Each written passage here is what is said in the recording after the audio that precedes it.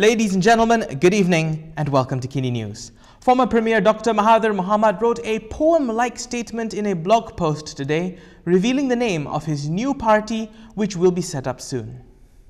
Former Premier Dr Mahathir Mohamad has revealed the name of his new political party.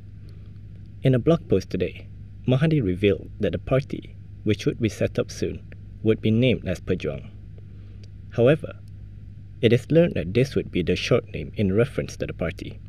According to sources close to Mahathir, there is a longer name to it, which would be revealed officially after the party is registered. They said that those involved are finalizing the party constitution and would then submit all the necessary documents to the Registrar of Societies for registration. A source said that this would take some time, which means that their candidate for the slim by-election on August 29th would not be able to contest under the party's new name. Mahathir's post comes after a press conference last week where he announced that he would form a new independent Malay party, which would uphold Bersatu's original anti-corruption struggle. This was after the Kuala Lumpur High Court allowed an application by Bersatu President Muhyiddin Yassin to set aside a suit by Mahathir and 4 other Bersatu MPs over their sacking from the party. The party will be temporarily headed by Mahathir as its chairperson and his son Mukris as the president. Perak UMNO has announced Acting Tanjung Malim UMNO Division Chief Muhammad Zaidi Aziz as their candidate for the upcoming slim by-elections. Perak UMNO has announced their candidate for the slim by-election. The party's state liaison chairperson, Sarani Muhammad, announced the election candidate in a media conference in Trolak today. Pimpinan tertinggi UMNO Malaysia telah meneliti dan membuat penilaian serta pertimbangan yang sewajarnya ke atas beberapa nama untuk diangkat sebagai calon barisan nasional bagi pilihan raya kecil N58 Slim. Kesemuanya adalah tokoh-tokoh yang berkelayakan dan berkaliber. Namun, hanya seorang saja di antara mereka yang dipilih.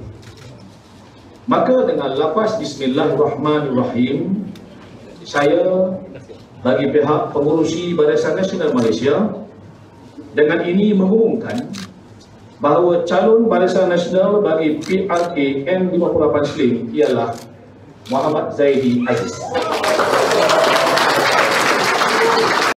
The announcement confirmed earlier predictions that Muhammad Zaidi would be picked from 7 shortlisted candidates to represent UMNO.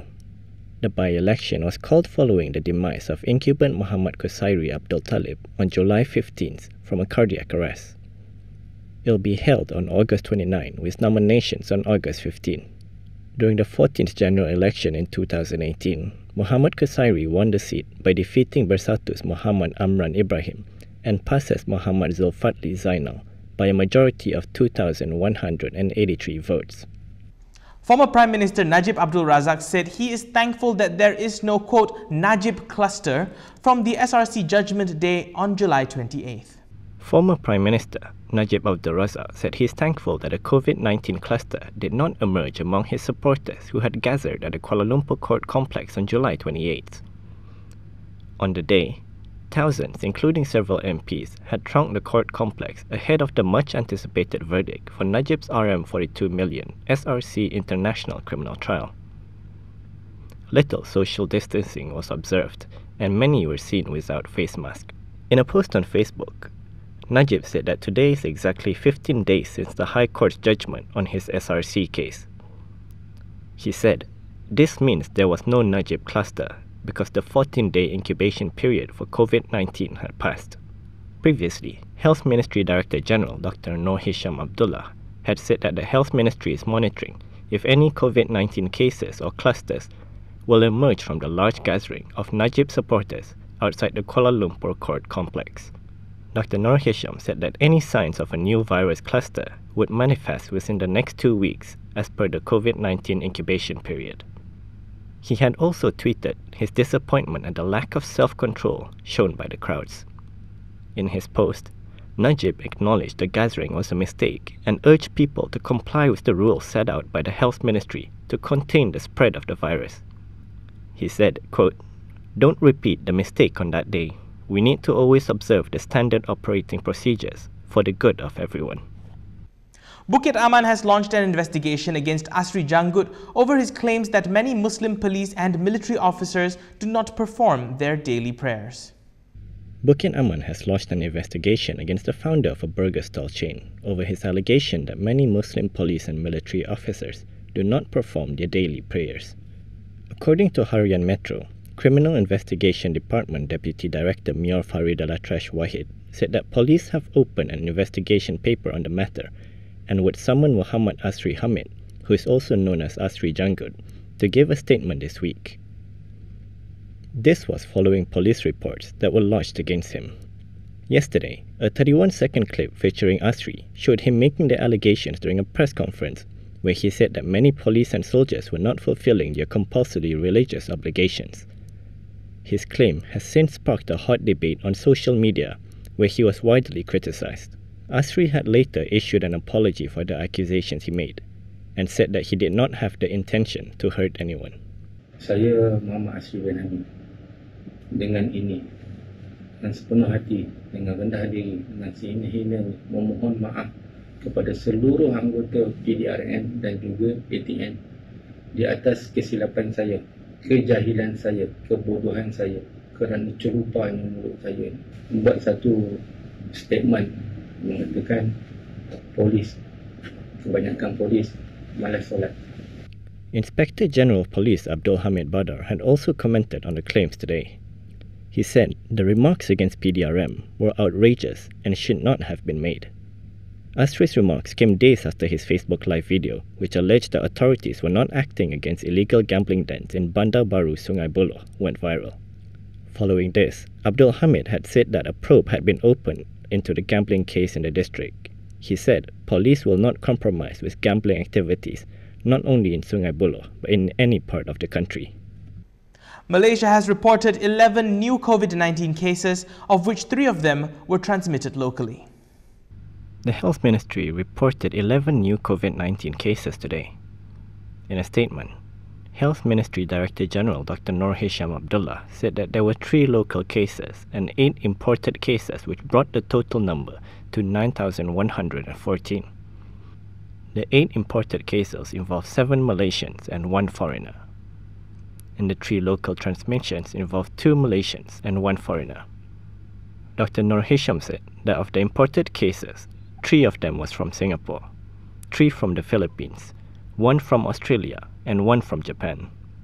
Of the local cases, 2 involving Malaysians were detected through screening of symptomatic cases in Kedah, and they were admitted to the Sultanah Bahiyah Hospital.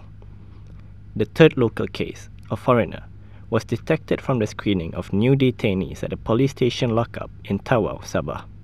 Active cases in the country were at 172, and the death toll remains at 125. Still to come, Russia has granted regulatory approval to a COVID-19 vaccine after less than 2 months of human testing.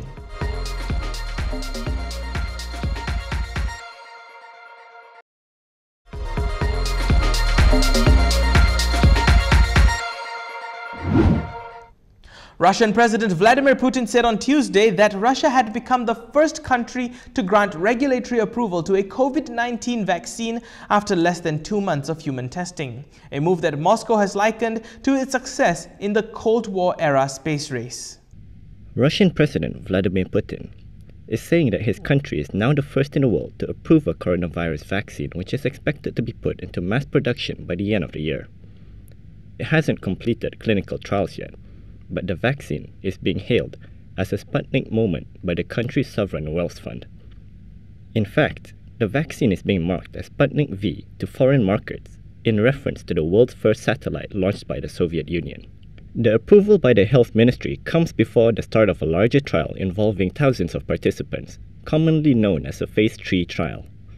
It is normally considered as an essential precursor to receive regulatory approval. Moscow's decision to grant approval before then has raised concerns among some experts. Only about 10% of clinical trials are successful, and some scientists fear Moscow may be putting national prestige before safety. However, Putin and other officials have said it is completely safe. The president said one of his daughters had taken it as a volunteer and felt good afterwards. Government officials have said it would be administered to medical personnel and then to teachers on a voluntary basis at the end of this month or in early September. Mass rollout in Russia is expected to start in October. The Moscow-based Association of Clinical Trials Organizations, a trade body representing the world's top drug makers in Russia, this week urged the health ministry to postpone approval until that final trial had been successfully completed. Some international experts have also questioned the speed at which Russia approved its vaccine.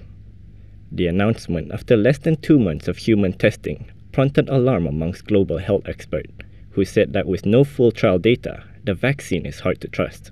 Experts said the lack of published data, including how it is made and details on safety, immune response and whether it can prevent COVID-19 infection, leave scientists, health authorities and the public in the dark. Hong Kong's Apple Daily tabloid responded with defiance on Tuesday to the arrest of their owner Jimmy Lai under a new national security law imposed by Beijing, promising to fight on in a front-page headline over an image of Lai in handcuffs. More than 500,000 copies of Hong Kong newspaper Apple Daily were printed with the message of defiance on Tuesday after the arrest of the paper's owner Jimmy Lai. The day's edition of the paper ran with the headline, Apple Daily must fight on, plastered on the front page above an image of Lai in handcuffs. He was taken into detention the day before after police raided the pro-democracy tabloid's offices. It was the highest profile arrest made yet under a national security law imposed by Beijing.